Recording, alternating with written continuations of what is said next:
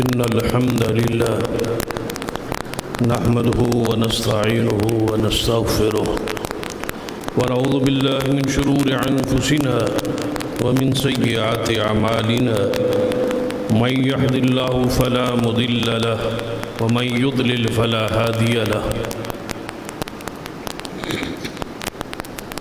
أشهد أن لا إله إلا الله وحده لا شريك له وأشهد أن محمدًا عبده ورسوله أما بعد فإن خير الحديث كتاب الله وخير الهدي هدي محمد صلى الله عليه وآله وسلم وشر الأمور محدثاتها وكل محدثة بدعة وكل بدعة ضلالة أما بعد أعوذ بالله السميع العليم من الشيطان الرجيم من همزه ونفخه ونفثه بسم الله الرحمن الرحيم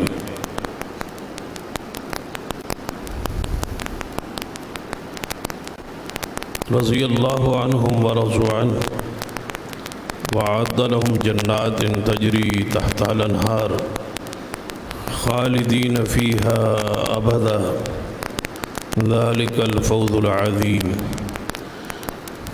رب اشرح لي صدري ويسر لي أمري واحلل عقدة من لساني يفقه قولي رب زدني علما سبحان ربك رب العزة عما يصفون وسلام على المرسلين والحمد لله رب العالمين. حضرات،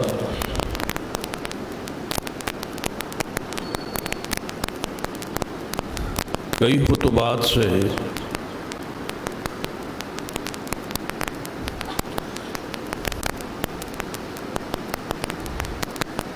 اصحاب رسول رضوان اللہ علیہ مجمعین کی شان اور مقام، عزت اور حرمت اور ان کے دفاع کے حوالے سے گفتگو کا ایک سلسلہ جاری ہے۔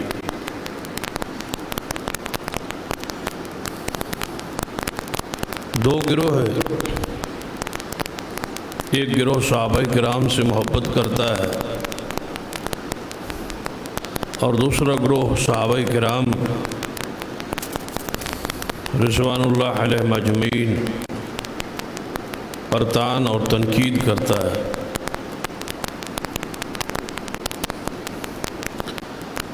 ذرا آپ دیکھیں اپنے معاشرہ میں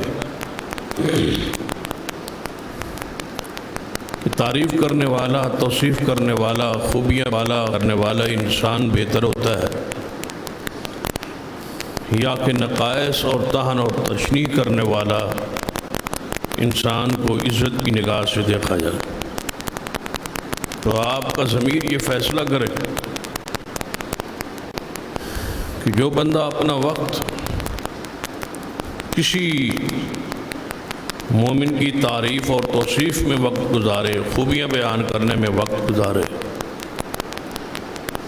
وہ صاحب اخلاق ہوتا ہے۔ اور جو بندہ سارا دن ساری زندگی تنقید ہی کرتا رہے، ایسے شخص سے لوگ نفرت کرتے۔ تو آپ اپنی قسمت کا، اپنے منہج کا اور مسلک کا فیصلہ اور اس کی خوبی اور وصف دیکھیں۔ ہم کرام سے محبت کرنے والے اور پلے کرنے والے، ان کی تعریف کرنے والے لوگ، جو لوگ صحابہ کرام ان کے شرف کو، ان کے مقام کو نہیں مانتے، وہ چند اعتراضات کرتے۔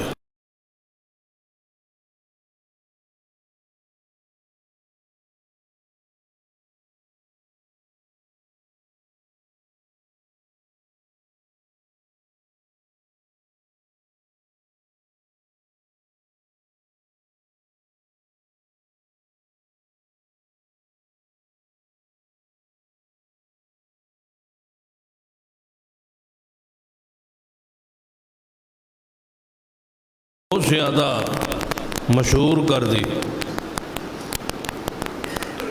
کہاوت ہے کہ ایک بندہ کثرت کے ساتھ جھوٹ بولنا شروع کر دے تو وہ بھی اپنے جھوٹ کو سچ سمجھنے لگتا ہے کہ شاید میں سچ ہی بول رہا ہوں۔ تو یہ گروہ کثرت کے ساتھ جب صحابہ کرام پر تبرہ کرتا ہے، بحث کرتا ہے، طعن کرتا ہے، مختلف واقعات بیان کرتا ہے، تو ہمارے معاشرے میں یہ پھیلا ہوا زہر، اس کے اثرات یقیناً ہمارے جوانوں تک، ہمارے گھروں تک پہنچتا ہے۔ اسی لیے ضروری ہے کہ آپ کے پاس وہ سارے اعتراضات، ابہامات کے جوابات کتاب و سنت کی روشنی میں عقلی اور نقلی طور پر آپ کے دل اور دماغ میں بیٹھنے چاہیے۔ بد نصیبی ہے کہ وہ تبرہ کرنے والے اپنے مغالطے، اپنے شبہات اپنے جوانوں اور اپنے لوگوں کے ذہنوں میں ڈال کے پختہ کر دیتے، اصبر ہوتے ہیں وہ، اور اس کا وہ کھلے بندوں اظہار کرتے۔ لیکن ہماری حالت اور کیفیت یہ ہے کہ ہم بیان کرتے کرتے تھک بھی جائیں، لیکن اس کا نتیجہ جو ہے وہ صفر ہے، جس سے سال بعد، 6 مہینے بعد وہی سوال، وہی اعتراض، وہی شبہ جس کو جمعے پہ بیان کیا گیا، پھر اس کا جواب دیا گیا، پھر اس کا رد کیا گیا، آپ میں سے کسی سے پوچھ لیے جائے تو پھر آپ کے ذہنوں میں وہ بات نہیں ہوگی۔ اس لیے ضروری ہے کہ خطبات جمعہ جو ہوتے ہیں، یہ حاضری جو ہوتی ہے، یہ تعلیم کے لیے، تدریس کے لیے، تفہیم کے لیے ہوتی ہے، سمجھ کے لیے ہوتی ہے۔ ایک بات ایک دفعہ بیان ہو جائے تو دوبارہ اس کو دہرانے کی زندگی پر ضرورت نہ پڑے۔ اس قدر یہ خطبات، یہ اعتراضات اور ان کے جو جوابات ہیں آپ کے ذہن میں نقش ہونے چاہیے۔ کیوں صحابہ کرام سے اختلاف ہے؟ لڑائی کیوں ہے؟ جھگڑا کیوں ہے؟ بنیاد کیا ہے ان پر جرح کی اور ان پر تنقید کی؟ تو کہا یہ جاتا ہے جو سب سے پہلے اعتراض جہاں سے شروع ہوتا ہے، وہ سارے اعتراضات تھوڑے سے وقت میں کوشش کروں گا کہ آپ کے سامنے رکھوں۔ پہلے اعتراض یہ کہ جن جن اصحاب پر ہم طعن اور تشنیع کرتے ہیں، ہمارا ذہن اور نظریہ یہ ہے کہ یہ لوگ دل سے مسلمان ہی نہیں ہوئے تھے۔ صحابی رسول ہونے کے لیے ضروری ہے کہ ایمان زبان پر بھی ہو اور ایمان دل پہ بھی ہو۔ لہذا چونکہ یہ شخصیات جن کا آپ ذکر خیر کرتے ہیں، جن کی تعریف کرتے ہیں، جن کی توصیف کرتے ہیں، جن کی شان بیان کرتے ہیں، جن کے نعرے لگاتے ہیں، یہ لوگ دلوں مسلمان ہی نہیں تھے۔ یہ سب سے پہلا بڑا اعتراض کہ وہ مسلمان ہی نہیں تھے۔ اس کو کہتے ہیں کہ بات ہی ختم کرو، نہ رہے بانس نہ بجے بانسری، یہ سلسلہ ہی ختم کرو، کہ سرے سے بات ہی مکا دو، ختم کر دو کہ وہ مسلمان ہی نہیں تھے۔ زہری کلمہ پڑھا تھا، کلمہ گو زہری طور پر تھے لیکن دل سے وہ مسلمان نہیں تھے۔ اب آپ اندازہ کریں، اعتراض تو یہ ہے لیکن اس کی حقیقت کتاب و سنت کی روشنی میں آپ دیکھیں کہ اس اعتراض کی بھلا کیا حقیقت۔ زہری مسلمان مان رہے، دل سے نہیں مان رہے۔ اب آپ بتائیں کہ دل پر کی کیفیت جو ہے میرے اور آپ کے دل میں کیا ہے؟ یہ ایک عام بندہ یا 1400 سال آنے والا بندہ کیسے گواہی دے گا کہ فلاں شخص دل سے مسلمان نہیں تھا؟ آپ کے پاس یہ خبر کیسے پہنچی؟ یہ آپ کا جواب ہے، اعتراض ہے اس طرف، جواب آپ کا ہے کہ کیسے خبر پہنچی، کیسے یہ حقیقت آپ پر اشکارا ہوئی، واضح ہوئی، آپ کو کس نے بتلایا، کیسے پتا چلا کہ وہ شخصیات دل سے مسلمان نہیں تھی؟ اس پر کوئی واقعہ بیان کرے، کوئی قرآنی دلیل، کوئی حدیثی دلیل بیان کرے کہ حضور کی زندگی میں کبھی کسی نے دعویٰ کیا ہو، رسول اللہ کی موجودگی میں اہل بیت کے گھر میں کبھی کسی نے یہ کہا ہو کہ ابو بکر عمر عثمان دل سے مسلمان نہیں ہے؟ اس پر کوئی اجلاس، کوئی میٹنگ حضور کی پوری زندگی میں ہوئی ہو تو اس کی وضاحت، کوئی گواہی، کوئی ایسی بات، کوئی اشارہ کنایا ایسا آپ کو ملے تو اس کو واضح کریں۔ تعصب میں، غصے میں کسی کے ایمان کا انکار کرنا اور پھر ان شخصیات کا جن نے ایمان ہی نہیں لائے پر کے حضور کا دیدار کیا، رسول اللہ کے صحابہ ہیں، آپ کے ساتھ ہی، بتائیں کیا یہ شخصیات کس سے آپ کا اندازہ ہوا؟ کیا یہ نماز نہیں پڑھتے تھے، روزہ نہیں رکھتے تھے، حج میں شریک نہیں تھے، جہاد میں شریک نہیں تھے، غزوات میں شریک نہیں تھے، مال دولت پیسہ لٹانے میں کیا یہ موجود نہیں تھے؟ کلمہ پڑھنے والے یہ کیا لوگ نہیں تھے؟ رسول اللہ کا ساتھ دینے والے کیا یہ لوگ نہیں تھے؟ تو پھر کس بنیاد پر کہا گیا کہ یہ دل سے مسلمان نہیں؟ جب یہ ایمان لے آئے، یہ بات مانی جا سکتی ہے کہ کسی کے پاس اقتدار ہو، فوج ہو، جتھا ہو، مال ہو، دولت ہو، پیسہ ہو، اس کے لالچ میں آگے کوئی شخص کسی کی حمایت اور ساتھ دے، یہ ہو سکتا ہے، لیکن جب حضور پر ایمان یہ اصحاب لائے جن پر تنقید ہے ابو بکر عمر عثمان پر، تو آپ بتائیں اس وقت پہلے دن سے نبی علیہ السلام کے پاس کیا فوج تھی، اقتدار تھا، جتھا تھا، مال تھا، دولت پیسے کی فراوانی تھی، یا کوٹھی یا محلات تھے؟ کوئی ایک چیز تھی جس کو دیکھ کے یہ لوگ ایمان لائے ہوں تو اس کو بیان کر۔ نبی علیہ السلام تو کچے کمروں میں رہتے تھے، مال دولت پیسہ آپ کے پاس دنیاوی نہیں تھا، آپ اکیلے تھے جب نبوت کا اعلان کیا ہے، تو پھر کس بنیاد پر یہ لوگ مار کھانے کے لیے اوپر سے کلمہ پڑھا ہے؟ کوئی وجہ بتائی جائے۔ جب کوئی وجہ نہیں ہے تو پھر اللہ سے پوچھا جائے کہ اللہ دلوں کو تو جانتا ہے، ذرا اندر کی حالت کیفیت کیا ہے ان لوگوں کی؟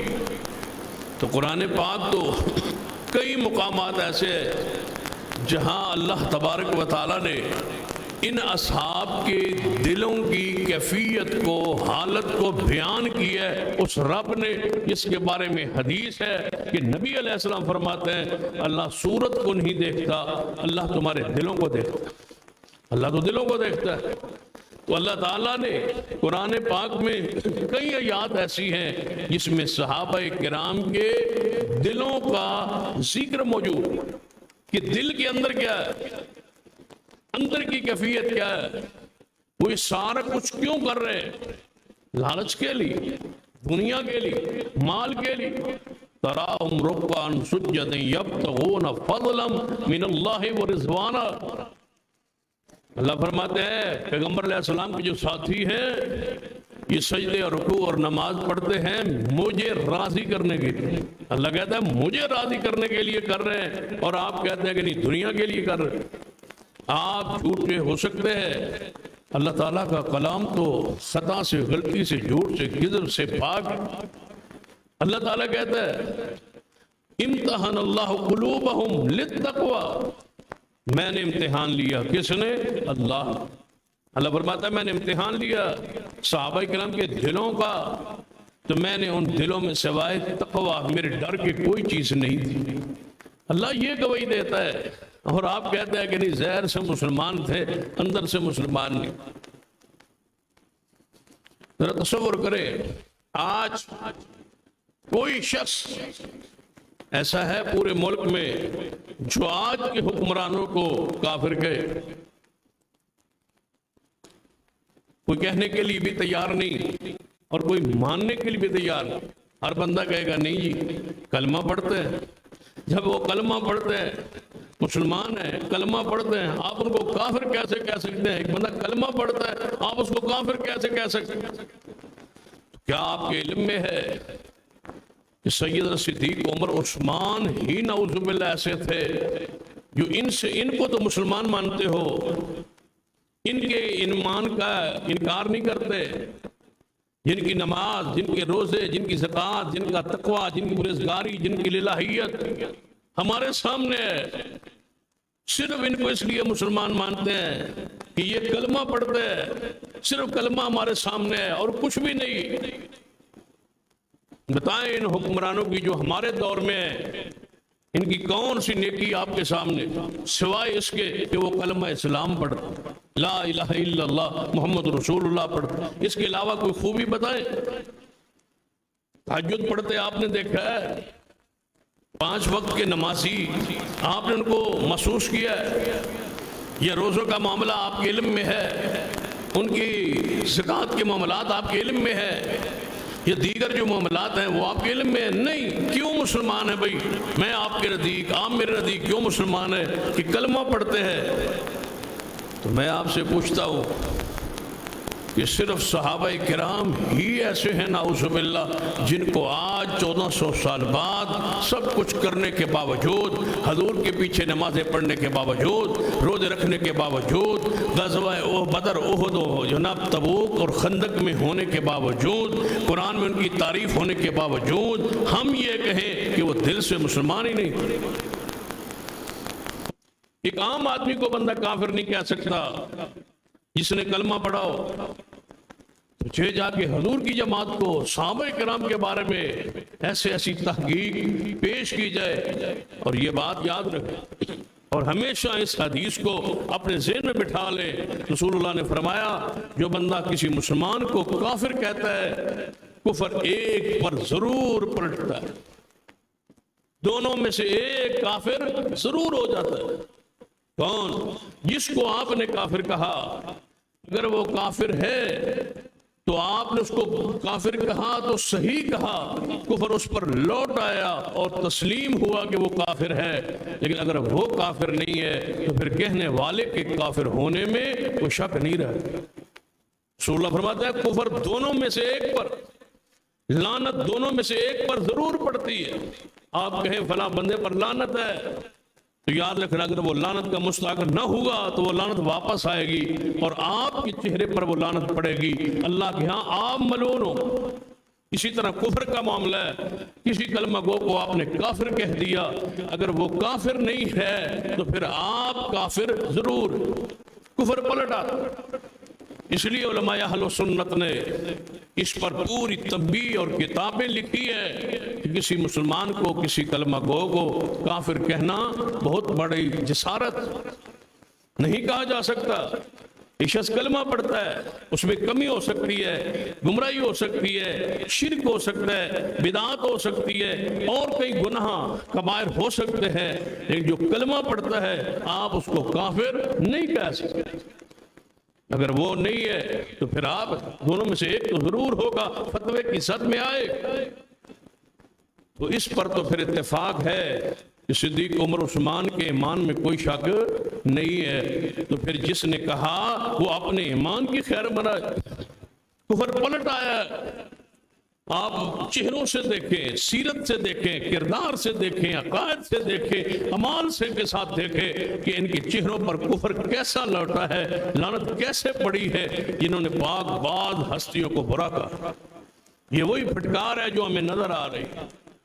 آگے بڑھتے، صحابہ کرام دل سے مسلمان نہیں۔ قرآن کیا کہہ رہا ہے نا ان کے بارے میں کہ یہ دل، اللہ فرماتا ہے میں جانتا ہوں، بلکہ حدیث حضرت عبداللہ بن مسعود رضی اللہ تعالیٰ حدیث کے راوی، ان کا بڑا پیارا اثر ہے فرماتے ہیں اللہ نے پورے اہل زمین کے پر نظر ماری کہ کوئی ہے قلب سلیم، یا پوری زمین مخلوق جو ہے وہ بگڑ گئی ہے، یا کوئی ہے ایسی ہستی، کوئی ایسا دل جس کا اب بھی صاف ستھرا ہو.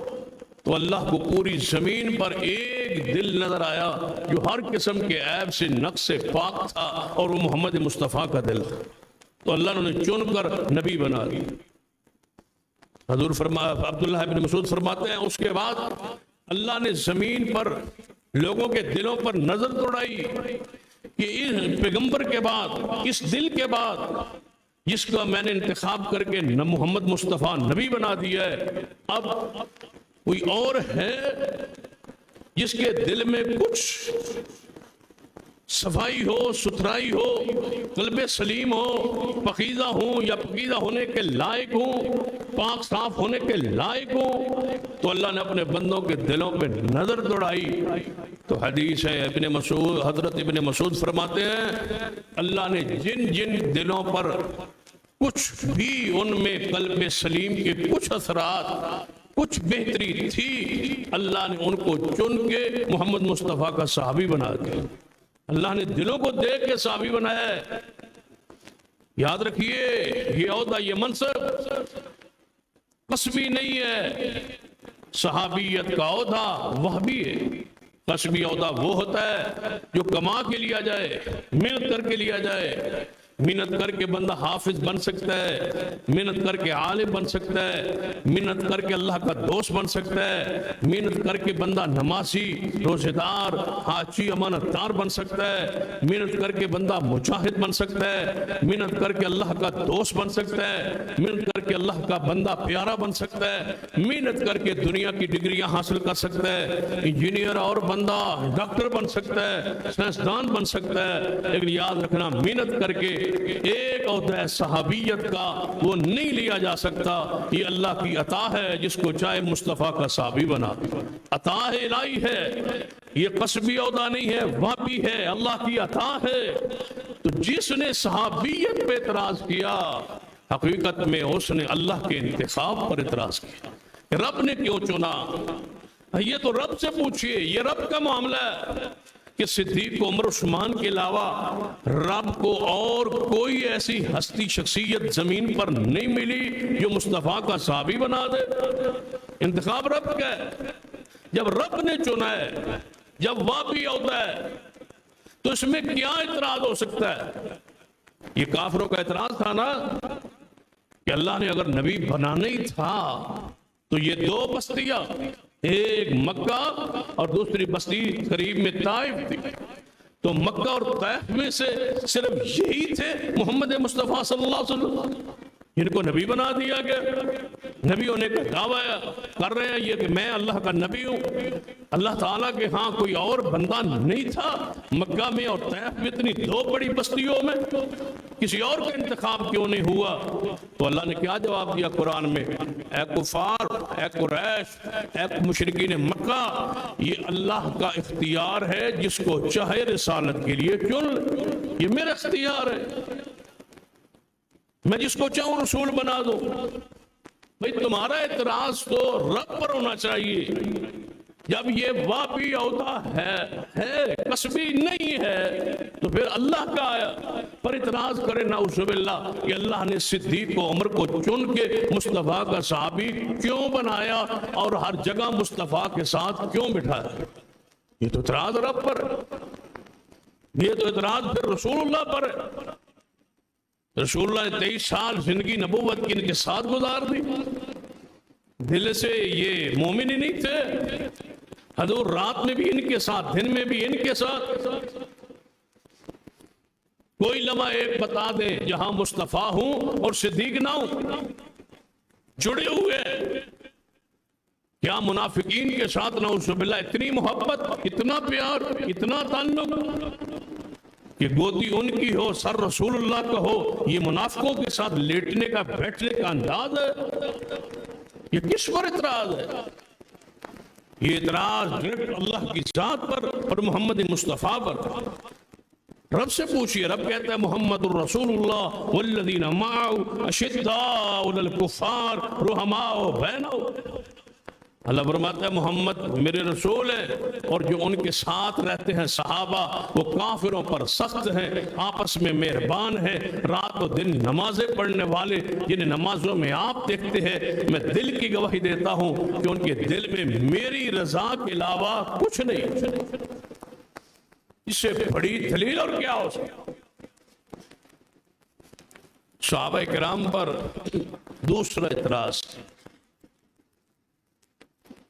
جو اس سے بھی زیادہ خطرناک، وہ کیا اعتراض ہے کہ مسلمان تو تھے، یعنی ایک اعتراض پر، ایک منہج پر، ایک عقیدے پر، ایک بات پہ یعنی قائم نہیں ہے۔ اگر یہ نہیں ہے تو یہ ہوگا، ایسا نہیں ہے تو پھر ایسے ہوگا۔ کہتے ہیں دوسرا بڑا اعتراض، سب سے برا اعتراض، کہ حضور کے وفات کے بعد یہ سارے اسلام سے پھر گئے۔ اب آپ بتائیں، پہلے کیا کہتے تھے؟ اندر سے مسلمان نہیں، پھر کہتے ہیں یہ پھر گئے تھے۔ یہ دونوں باتیں کیا آپس میں ٹکرا نہیں؟ جو اسلام لائے نہیں، جنہوں نے کلمہ دل سے پڑھا نہیں، پھر ان کے پھرنے کا معاملہ کیا؟ پھر تو وہ جو پہلے مسلمان ہو، ظاہر سے بھی اندر سے، جس کا باطن اور ظاہر ایک ہو۔ امام ابن تیمیہ رحمۃ اللہ علیہ نے لکھا ہے کہ صحابہ اتنے پاکیزہ تھے کہ ان کا اندر زہر سے بھی زیادہ پاک، زہر سے بھی زیادہ پاک اندر، یہ ان کی کیفیت ہے۔ یہاں کہا جا رہا ہے وہ اسلام سے پھر گئے، پھرنے کا کوئی انداز بھی تو بتائے نا۔ وہ اسلام سے پھر گئے، بھائی تمہارا دعویٰ ہے، امر واقع ایسا نہیں ہے۔ قرآن پاک نے ان کی جنتی ان کی گارنٹی دی ہے۔ جب جنتی ان کی گارنٹی ہے تو پھرنے کا کیا مان؟ کبھی پھرنے والا بھی جنت میں جاتا ہے، کبھی پھرنے والے کے بارے میں قرآن کے اندر جنت کی خبر آتی ہے؟ کیا پھرنے والے کے بارے میں کبھی حضور کی زبان سے جنتی ہونے کی بات نکل سکتی؟ اس طرح سمجھے کہ رب جانتا تھا کہ ان ہستیوں کے بارے میں یہ اختلاف اور شبہ پیدا کیا جائے گا، یہ پھر جائیں گے، پیغمبر نے نام لے کے ان سب کو جنتی کرا دیا۔ بات ہی ختم ہو جائے کہ یہ پھریں گے نہیں، میں محمد خبر دیتا ہوں، بشارت دیتا ہوں کہ یہ جنت میں جائیں۔ ذرا آپ اس انداز سے سوچیں کہ سارے صحابہ جب جنتی ہے تو پھر ابو بکر، عمر، عثمان کو، علی کو، طلحہ، زبیر، سعد، سعید کو، عبدالرحمن ابن عوف کو، ابو عبیدہ ابن جراح کو، ان 10 صحابہ کو الگ جنتی کہنے کا معنی کیا ہے؟ جب کہہ دیا وَقُلًّا وَعَدَ اللَّهُ الْحُسْنَىٰ، یہ سارے کے سارے جنتی۔ ذرا سوچے نا، اس طرح بھرا بندے کہیں 10، 15، 20، 40 بیٹھے ہو، سب کی تعریف ہو، لیکن ان میں سے چند کی پھر تعریف الگ کی جائے۔ سب کو کہا کہ یہ میرے پیغمبر کے سارے صحابہ جنتی ہیں، لیکن پھر نام لے کے فرمایا کہ شاید یہ بھی بات کہیں شبہ نہ رہ جائے کہ ساروں میں کون ہے؟ فرما ابو بکر، عمر، عثمان، علی، طلحہ، زبیر، سعد، سعید، عبدالرحمن ابن عوف، ابو عبیدہ ابن جراح، 10 کا نام لے کے محمد مصطفیٰ نے فرمایا ایک ہی زبان، ایک ہی وقت، ایک ہی لمحہ، ایک ہی حدیث میں اپنے ساتھ نام لیا، انا النبی فی الجنہ، میں محمد جنت میں جاؤں گا، وہ ابو بکر فی الجنہ، وہ عمر فی الجنہ، وہ عثمان فی الجنہ، وہ علی فی الجنہ۔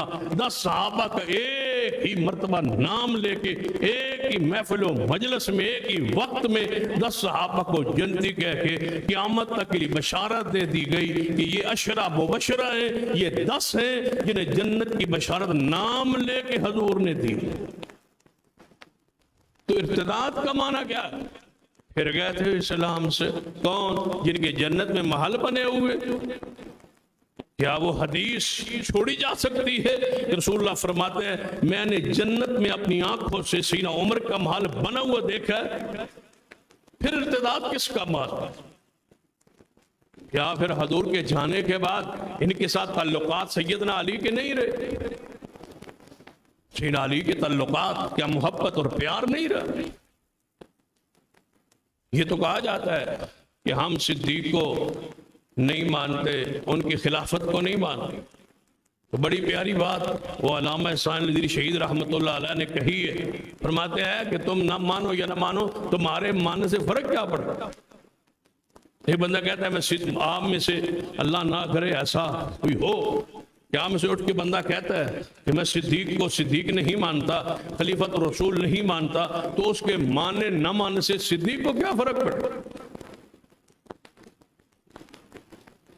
سیدنا صدیق کی شان میں تو کوئی فرق نہیں.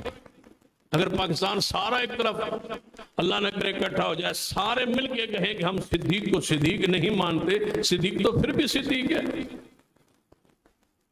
گر تو آپ گئے، برباد تو آپ ہو گئے، تباہ تو آپ ہو گئے، سیاہکار تو آپ ہو گئے، ذلیل تو آپ ہو گئے، رسوا تو آپ ہو گئے، ایمان تو آپ کا گیا. صدیق تو اسی بلندی پر قائم ہے کہ اصحاب کا نجوم، وہ تو ستارہ چمک رہا ہے اور قیامت تک چمکتا رہے.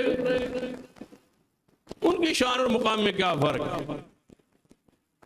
تو علامہ شہید رحمۃ اللہ فرمایا کرتے تھے کہ آپ کے ماننے نہ ماننے سے فرق نہیں پڑتا، یہ بتلاؤ کہ علی پاک مانتے ہیں یا نہیں. بس سیدنا علی نے مانا ہے تم نہ مانو، سیدنا حسنین قریبین نے مانا ہے تم نہ مانو، سیدہ فاطمہ الزہرا نے مانا ہے تم نہ مانو، اہل بیت نے مانا ہے تم نہ مانو. تمہارے ماننے اور نہ ماننے کی حیثیت کیا ہے؟ ماننا تو ان شخصیات کا ہے جن کے ماننے کی اور انکار کی کوئی حیثیت ہے. صحابی رسول ہو وہ کہے کہ میں نہیں مانتا، کوئی ایک پیش کیجیے. آل رسول اہل بیت کا کوئی چشم و چراغ ہو وہ کہے کہ میں نہیں مانتا تو پیش کیجیے. ائمہ کرام زین العابدین ہیں، امام باقر ہیں، امام نقی ہیں، تقی ہیں، موسیٰ کاظم، حسن عسکری ہے، کسی ایک کا صحیح سند سے قول ہو کہ ہم نہیں مانتے، بات تو بنے. ہم نہیں مانتے، ہم تو اللہ کا شکر ادا کرتے ہیں کہ آپ بدبخت نہیں مانتے. اس میں کیا حیثیت ہے آپ کے ماننے اور نہ ماننے؟ صحابہ کرام کے ارتداد کا عقیدہ انتہائی خطرناک کفریاتی تھی. صحابہ سارے کے سارے صاحب ایمان، صاحب عدالت، اتنے پکے تھے. وہ سیدنا علی رضی اللہ تعالیٰ کے حوالے سے روایت میں آتا ہے نا، فرماتے ہیں میں ان حدیث پر عمل کرتا ہوں جو ڈائریکٹ میں نے رسول اللہ سے سنی. اور فرماتے ہیں سیدنا علی میں وہ حدیثیں لیتا ہوں، مانتا ہوں، عمل کرتا ہوں جو میں نے رسول اللہ سے آپ سنی. پھر ساتھ فرماتے ہیں میں ہر اس شخص سے وہ حدیث لے لیتا ہوں جو وہ حضور کے نام سے بیان کرے لیکن ساتھ قسم اٹھائے، یا میں ان حدیثوں پہ عمل کروں گا جو میں نے رسول اللہ سے سنی، یا اگر میں نے نہیں سنی اور کسی اور شخص نے سنی ہے تو میں تب مانوں گا جب وہ ساتھ حلف دیں گے، قسم دیں گے کہ میں نے اپنے کانوں سے رسول اللہ کی یہ حدیث سنی ہے، لہذا میں پھر مانوں گا کہ اکیلے ابو بکر صدیق ہے، وہ جو حضور کے نام سے کہے میں مان لوں گا، قسم کی ضرورت نہیں ہے اس لیے کہ ابو بکر صدیق ہے. یہ سیدنا علی فرماتے صدیق سے قسم نہیں لینی کیونکہ ابو بکر کو مصطفیٰ نے صدیق کہا ہے، وہ جھوٹ بول سکتا ہی نہیں. وہ جو کہتے ہیں وہ سچ کہتے ہیں، حضور کے نام سے کہتے ہیں، میں جو سنتا ہوں اس پہ عمل کرتا ہوں، مانتا ہوں اس لیے کہ وہ صدیق ہے. اعتراض کیا ہے؟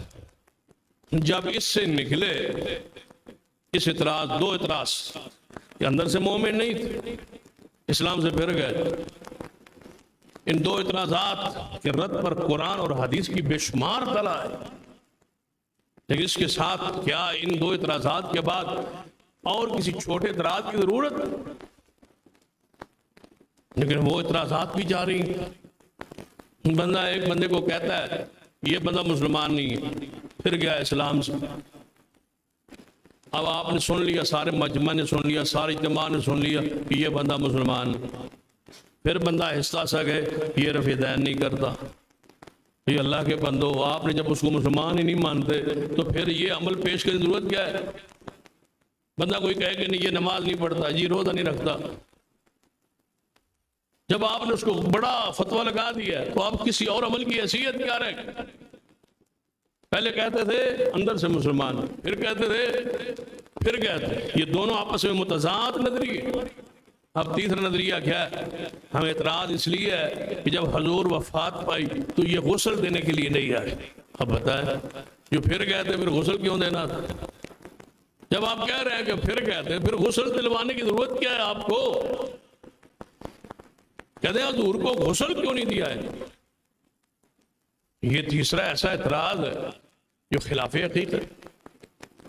کیا غسل فوت ہونے والے کو، یہ تو الگ بات ہے کہ پہلے فوت ہونا مانتے ہیں یا نہیں مانتے، یہ تو بہت ساری لمبی بات ہے، لیکن چلو اسی پر رہتے کہ حضور کو صدیق عمر عثمان نے غسل کیوں نہیں دیا؟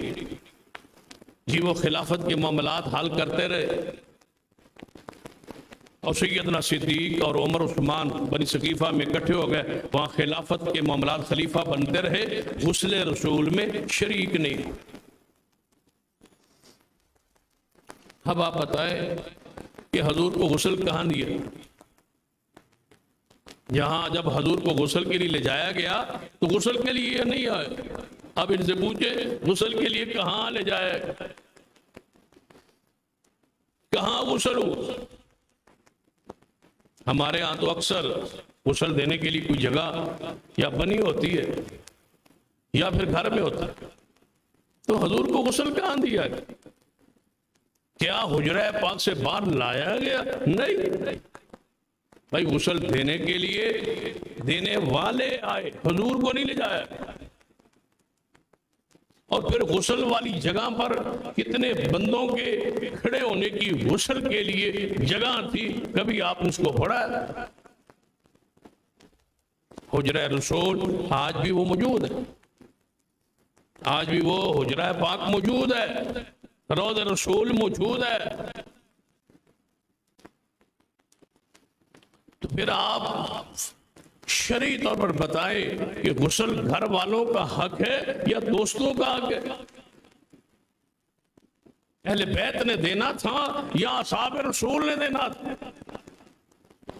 اگر پیغمبر کے زمانے میں گھر والے غسل نہ دیتے ہوں، باہر والے دیتے ہوں، جیسے ہمارے ہاں رواج، ہر بندہ غسل نہیں دیتا، محلے میں کوئی ایک آدھ بندہ ہوتا ہے جو سارے میتوں کو غسل دیتا ہے، لوگ اس کی خدمت کر دیتے ہیں یا وہ فری میں اللہ کی رضا کے لیے دیتا ہے۔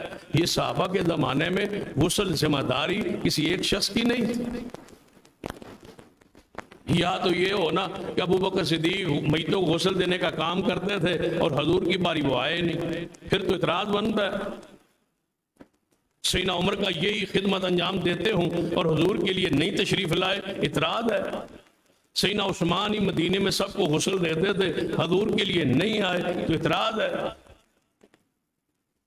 جب ہر میت کو گھر والے غسل دیتے تھے تو پھر اہل بیت کا حق ہے، اور اہل بیت نے اپنے حق کو استعمال کیے اور اہل بیت نے غسل دیے، یہ اہل بیت کا حق ہے۔ بھئی اعتراض وہ ہوتا ہے جس میں کوئی عقلی طور پر، شرعی طور پر کوئی دلیل ہو۔ اب ذرا ایک حدیث کی طرف توجہ دلاتا ہوں۔ محمد مصطفیٰ صلی اللہ علیہ وسلم بیمار تھے، سر پہ پٹی باندھ درد تھا، یہ آخری بیماری کا واقعہ جس کے بعد آپ کی بیماری ختم نہیں ہوئی اور آپ اللہ سے جا ملے۔ اس بیماری کا تذکرہ ہے حدیث میں۔ آپ ایک جنازہ پڑھانے گئے، واپس تشریف لائے، سر پاک کو درد ہوا، اتنا درد ہوا کہ آپ نے پٹی باندھ دی۔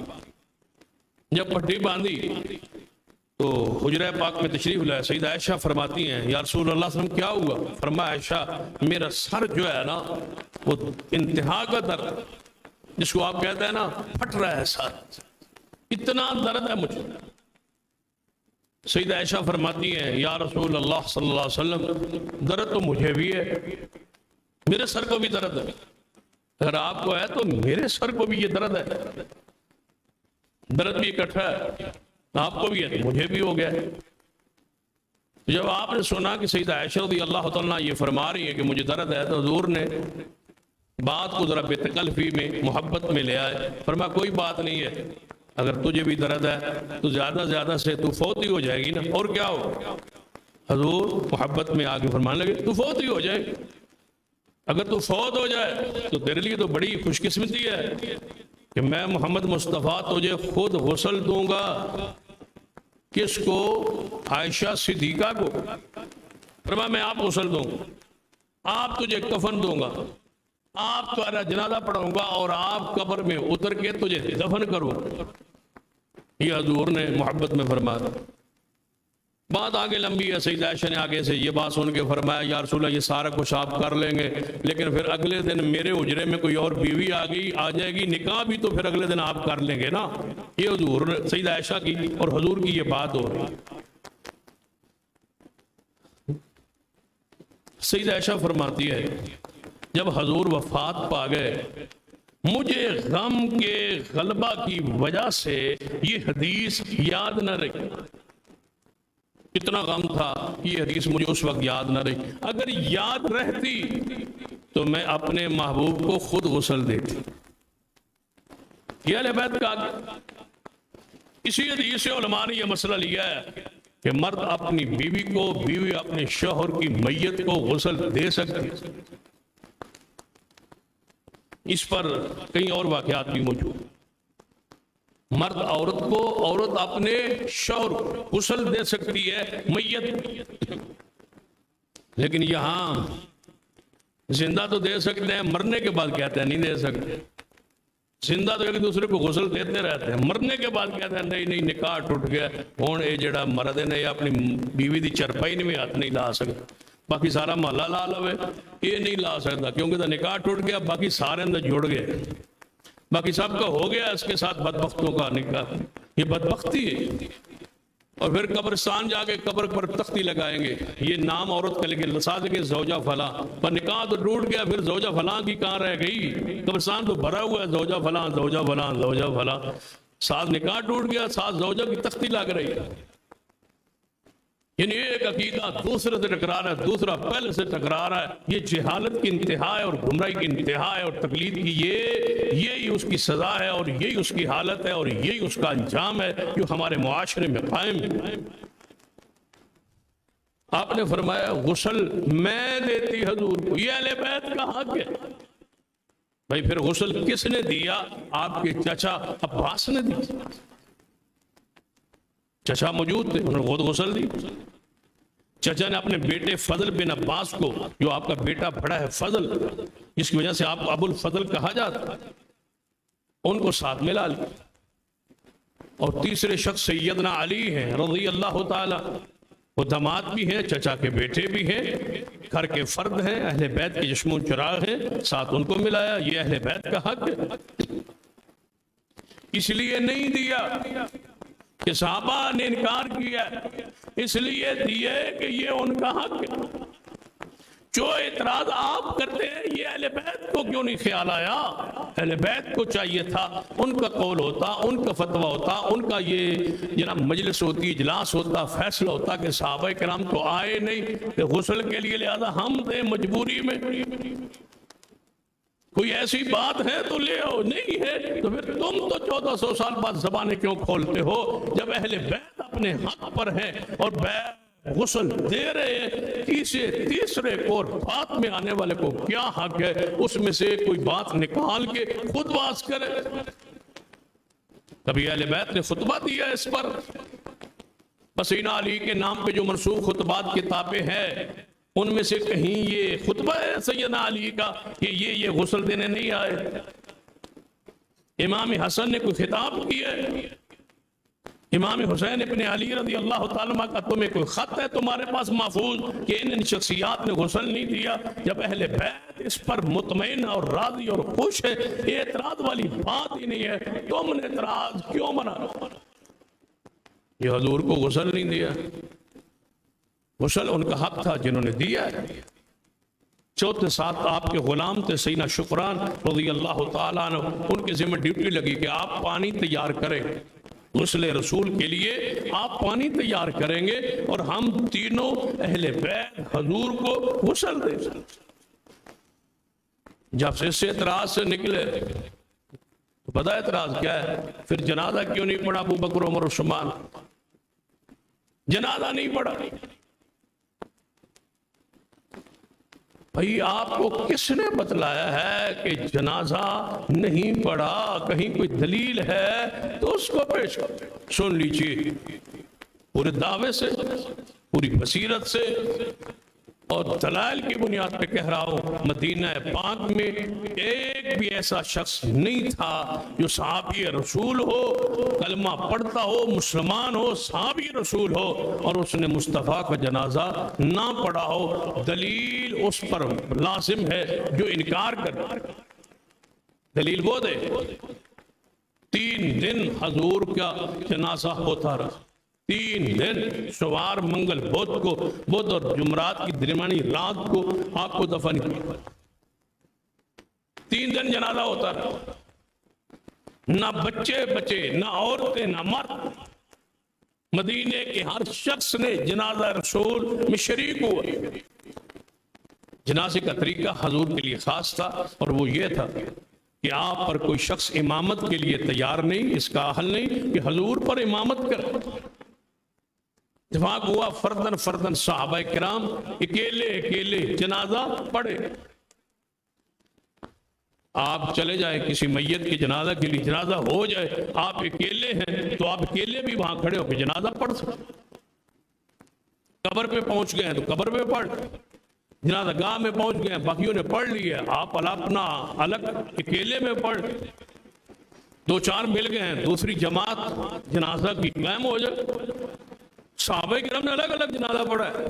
10 صحابہ کرام جاتے تھے حضور کے حجرہ پاک کے 2 دروازے سے، ایک سے داخل ہوتے، جنازہ پڑھتے اکیلے 10، اور دوسرے دروازے سے نکل آتے، پھر دوسری کی صف جاتی 10 صحابہ، پھر اسی طرح سلسلہ 3 دن جاری رہا۔ جب صحابہ مکمل ہو گئے، سب نے دیدار کر لیا، جنازہ پڑھ لیا، تب مصطفیٰ کے دفن کا فیصلہ۔ صحابہ کو یقین تھا کہ حضور کی میت مبارک جسد اطہر حجرہ پاک میں موجود ہے، 3 دن موجود رہے یا 3 سال موجود رہے، جسم یہ وہ پاک ہے جس میں تبدیلی نہیں آ سکتی۔ حضور کی جسم کو کوئی چیز کھا تو سکتی، محفوظ رہتا ہے، معصوم رہتا ہے، مامون رہتا ہے۔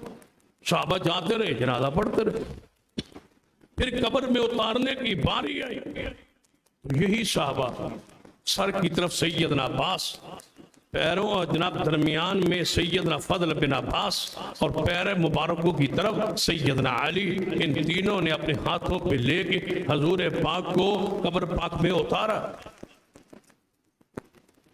یہ تو حدیث میں موجود ہے۔ اعتراض تو تب ہو بھئی یہ کیوں نہیں، بھئی یہ موجود ہے۔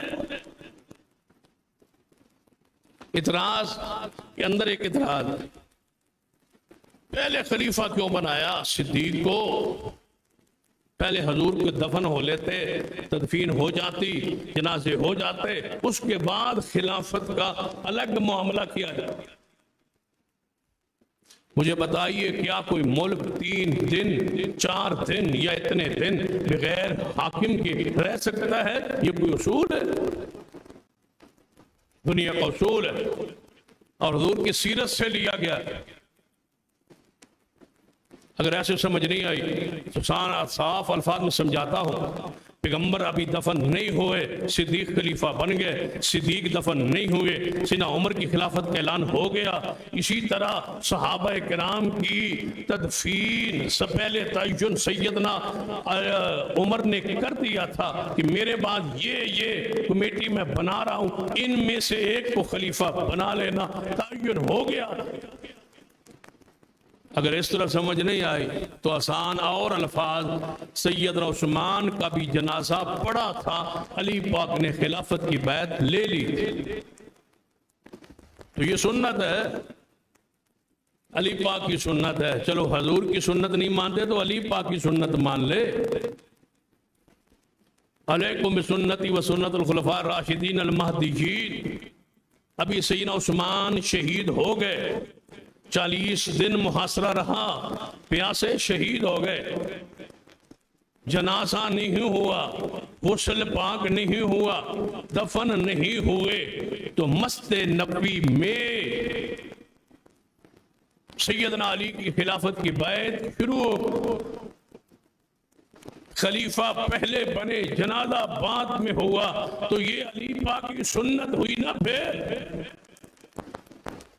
ये तो दुनिया में उसूल है, हाकिम वक्त अचानक फौत हो जाए, नैब पहले बना के तदफीन वो करवाता, हुकूमत को संभाला जाता। ये इस्लाम का एक उसूल और दस्तूर है। कोई ऐसा इतराज नहीं जिस पर कोई सहाबा किराम के लिए नाउज़ बिल्लाह मुज़म्मत या तौहीन और तनकीस वाला पहलू निकले। इस तरह कई वाकयात, अगर ये वाकया समझना है तो एक और वाकया है जो समझ तो आ जाएगा, शायद हजम ना हो। एक होता है समझ, फिर एक होता है हजम। समझना आसान होता है, हजम करना मुश्किल होता है।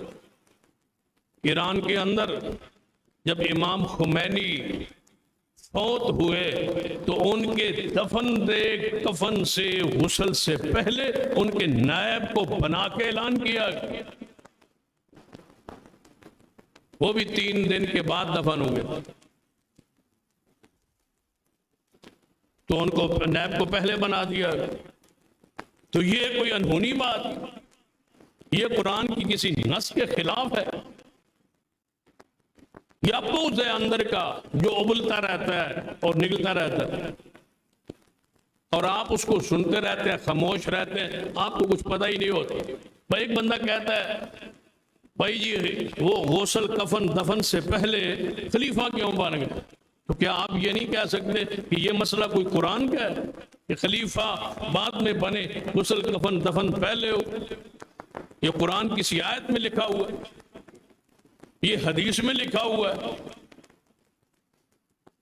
क्या कमांडर की वफात की खबर से पहले नया कमांडर बनाना और फिर ऐलान करना, क्या ये बेहतर नहीं?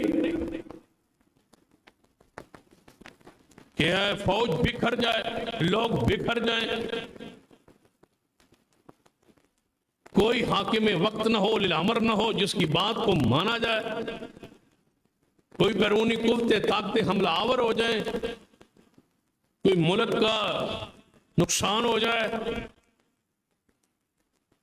ममलकत को बचाना फर्ज है, उसका क़याम, उसका इस्तेकाम जरूरी है, जिसको सहाबा ने जरूरी समझा और ये रवायात भरी हुई है। अगर ऐसा न हुआ लड़े।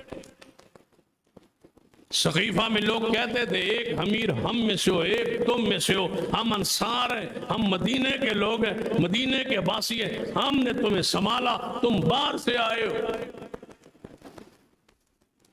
जिसको आजकल के अल्फाज में इंपोर्टेड कहते हैं, तो तुम तो बाहर से आए हो, तुम तो मक्का से हिजरत करके आए हो, मदीना हमारा है, शहर हमारा है, हमने जायदादें दी, हमने तुम्हें घर दिए, और यहाँ आके हुकूमत हम पर तुम करो, ये नहीं हो सकता। हुजूर के बाद खिलाफत हमारा हक, ये अंसार ने कहा था। तो सैयदना सिद्दीक ने जरूर से, लोग तलवारें लेके लड़ने का, लड़ाई का खदशा था, सिना उमर आए थे, अबू बकर, वहां लोग इकट्ठे और लड़ाई का खदशा। मुझे बताओ उम्मत को, रियासत को बचाना है या तदफीन और तजहीज पहले? ये हुजूर का अदब एहतराम का तकाज़ा है। इसको मुअख्खर किया जा सकता है, उसको मुअख्खर नहीं किया जा सकता। गए वहां सिद्दीक, जब ये हालत देखी, सिद्दीक को देख के अंसार खड़े हो गए, कहने लगे अगर इस तरह नहीं है तो फिर 2 अमीर बना ले, एक हम में से एक तुम में से। सिद्दीक ने फरमाया एक हदीस है रसूलुल्लाह अल-अइम्मत मिन कुरैश कि इमाम और खलीफा कुरैश में से होगा, ये हुजूर की हदीस है। अंसार ने जब हदीस सुनी उसी वक्त कहा हम मुस्तफा की हदीस पर राजी। फरमाया अमीर हम होंगे, वज़रात तुम हो। اولی الامر قریش اور مہاجرین میں سے ہوگا اور وزراء اور کبینہ انصار سے لی جائے۔ یہ اعلان ہوا، یہ پیکج صدیق نے پیش کیا۔ سیدنا عمر آگے بڑھے، فرمایا ابو بکر پھر قریش میں آپ سے زیادہ حقدار کون ہے؟ ہاتھ پر ہاتھ رکھا، بیعت صدیق کا اعلان ہوا، صحابہ دوڑ پڑے، صدیق کو منبر پہ بٹھا کے آپ کی بیعت شروع ہو۔ پھر سارے محاذوں کو سنبھالا۔ یہ پہلے دن ہی حکومت کے معاملات کو، ملک کے سیاست کے معاملات کو صدیق نے سنبھال لیا، اور اس پر آگے باس آتا اور ایک لمبی باس ہے۔ شیر خدا محبوب خدا سیدنا علی رضی اللہ تعالی عنہ ناراضگی کا اظہار کیا، اس میں کوئی شک نہیں، غصے کا اظہار کیا، اس میں بھی کوئی شک نہیں۔ جو بات حقائق ہے اس کو مان۔ آپ نے فرمایا جو خطبہ سیدنا علی کا ہے اس کو بھی دل میں رکھو۔ فرمایا ابو بکر ہم جانتے ہیں کہ آپ کی شان کو، آپ کے مقام کو، آپ کے درجے کو، آپ کو فضیلت کو، اللہ نے آپ کو جو رتبہ دیا ہے، خلافت کے امور جو آپ کے حوالے کیے ہیں، ہم اس پر کوئی اعتراض، آپ کے رتبے کو جانتے ہیں، آپ کی شان کو جانتے ہیں، آپ کے مقام کو جانتے ہیں۔ یہ سیدنا علی کا خطبہ صحیح البخاری میں موجود ہے۔ یہاں وبا بیماری یہ ہے کہ مرضی کے الفاظ کو بیان کیا جاتا ہے، جو مرضی کے خلاف ان کو چھوڑ دیا جاتا ہے، اور ان کو مسلک کا، مذہب کا، گروہ کا حصہ بنا کے اس کو پھیلا دیا جاتا ہے۔ سیدنا علی نے کیا خطبہ دیا؟ اے صدیق، نہ خلافت پر اعتراض، نہ آپ کی بیعت پر اعتراض، نہ آپ کی فضیلت پر اعتراض، نہ آپ کی شان پر اعتراض، نہ آپ کے معاملات پر اعتراض، ہمیں صرف ایک گلہ ہے کہ ہم اس مشافتی اجلاس میں موجود کیوں نہیں تھے جس میں آپ کی خلافت کا فیصلہ ہوا، ہمیں اس میں شریک ہونا چاہیے تھا۔ ہم تو اہل بیت گھر کے معاملات میں مصروف تھے، حضور کی وفات کے معاملات میں مصروف تھے، آپ نے یہ معاملات حل کیے، درست کیے، لیکن ہمیں بلانا چاہیے تھا، میرا اس میں موجود ہونا ضروری ہے۔ صدیق کا جواب سنیں، یہ تو ہے سیدنا شیر خدا کا معاملہ۔ اب سیدنا صدیق فرمایا اے علی، اس میں کوئی شک نہیں کہ آپ کو موجود ہونا چاہیے، لیکن حالات اس قدر بگڑ چکے تھے، اگر ہم یہ فیصلہ نہ کرتے تو خانہ جنگی کی طرف لوگ بڑھ جاتے۔ ہم نے مناسب سمجھا اس معاملے کو حل کر لیا جائے۔ جہاں تک شان، مقام، عزت کا تعلق ہے، اے علی، مجھے اپنے خاندان خون سے تم زیادہ پیارے ہو۔ یہ سیدنا صدیق کا جواب۔ سیدنا علی نے فرمایا اے صدیق، اگر یہی معاملہ ہے آپ ہاتھ آگے کریں، میں علی آپ کو خلیفہ بلا فصل تسلیم کرتا ہوں۔ سیدنا علی نے تسلیم کر لیا۔ کہتے ہیں ہم نہیں مانتے، یہ وہی جھگڑا ہے، وہی رولا ہے، ہم نہیں مانتے۔ علی پاک نے مان لیا، ہم نہیں مانتے، بہتر نہیں ہوا؟ اب علی مانتا ہے تو ہم نہیں مانتے، اور ہمیں کیا چاہیے کہ علی مانتا ہے اور آپ نہیں مانتے۔ آپ نے جس کو ماننا ہے اس کو مانے نا۔ آپ کو سمجھ نہیں آئی شاید، کہتے ہیں ہم نہیں مانتے۔ بھائی آپ نہ مانے، علی پاک نے بیعت کر لی ہے، تجھے مبارک ہو، علی پاک نے مان لیا ہے، تسی نہ منو تو چنگا ہے۔ تواڈے منن نال کی ہوندا؟ تسی نہ منو، جنوں تسی مندے ہو تسی اونوں منو۔ آدھے وہ کس نو؟ میں کہ گھوڑے نو منو تسی، جیڑی شاید منن والی ہے تواڈی، اور جیڑی چیز منن والی ہے تسی اونوں منو۔ علی پاک نے صدیق کو مان لیا جی اسی نہیں مانتے۔ میں کہ تسی نہ منو، تواڈے منن نہ منن فائدہ نقصان کوئی نہیں، تم نہ مانو۔ نہ منن دی تے سزا ہے، جو کچھ پہ رہی ہے سزا کافی نہیں۔ تم کڑوں کو مانو، پتھروں کو مانو، فیروزے کو مانو، انگوٹھیوں کو مانو، کڑوں کو مانو، لٹوں کو مانو، بالوں حال اپنا حال بحال کرو، چھریوں کو مانو، سینہ گوبھی کو مانو، تھپڑ مارو، نوچو اپنے وجود کو، گھوڑے کی پوجا کرو، مٹی پہ سجدہ کرو، اے منن والی چیزاں تہاڈیاں نے، تسی اینو منو۔ علی نے مان لی ہے صدیق کو خلیفہ بلا فصل، جس کی شان ہے، جس کا مقام ہے۔ یہ اعتراض ساتھ بنیادی تھا، اس سے آگے اعتراض صدیق نے، حضور نے بیماری کے عالم میں قلم دوات کچھ منگاتے رہے اور وہ دیا نہیں ہے، کس نے؟ سیدنا عمر نے۔ سیدنا عمر سے سارے کام صدیق عمر کے حوالے کر دیں۔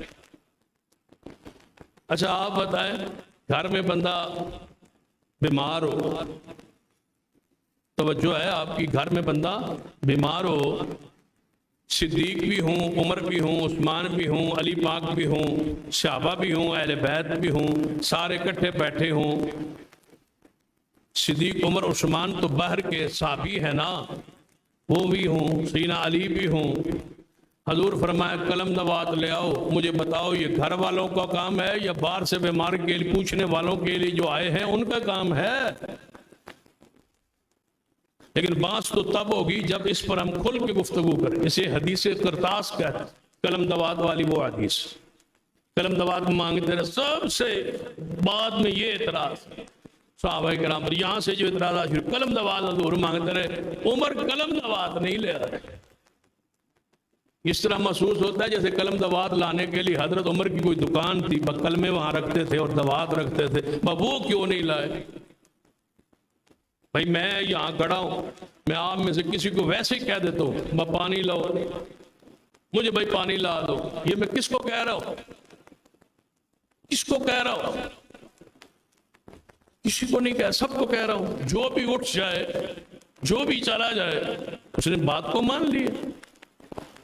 اور اگر ایک میں سے آپ میں سمجھدار بندہ اٹھ کے کہے کہ نہیں 2 منٹ 4 منٹ رہ گئے، بعد ہی پانی بھیجا، بات وہاں ختم ہو گئی، میں خاموش ہو جاتا ہوں، میں چلو ٹھیک ہے، بات تو بڑی آسان تھی سمجھنے کی، لیکن الجھایا اتنا گیا ہے کہ آپ اس پر بحث کریں تو پھر لوگوں کے ماتوں پر شکنیں پڑتی۔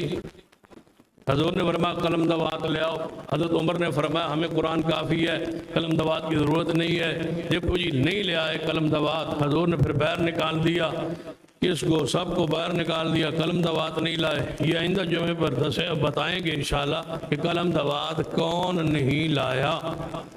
حدیث کرتاس پر سیدہ فاطمہ الزہرا آئی اور باغ فدق نہ دیا۔ یہ اعتراضات ابھی باقی ہے، اس کی تفصیل ضروری ہے کیونکہ وقت اس کا متقاضی نہیں ہے کہ ان مسائل کو چھیڑ تو لیا جائے، لیکن بات سمجھنا ہے ان دونوں مسئلوں کو، حدیث کرتاس کو، باغ فدق کو تفصیل سے پورے خطبے میں وضاحت کریں گے۔ آپ بر وقت تشریف لائیے گا تاکہ ان دونوں مسئلوں کو آپ سمجھ لیں۔ اقول قولی ھذا واستغفر اللہ لی ولکم ولسائر المسلمین وآخر دعوانا الحمدللہ۔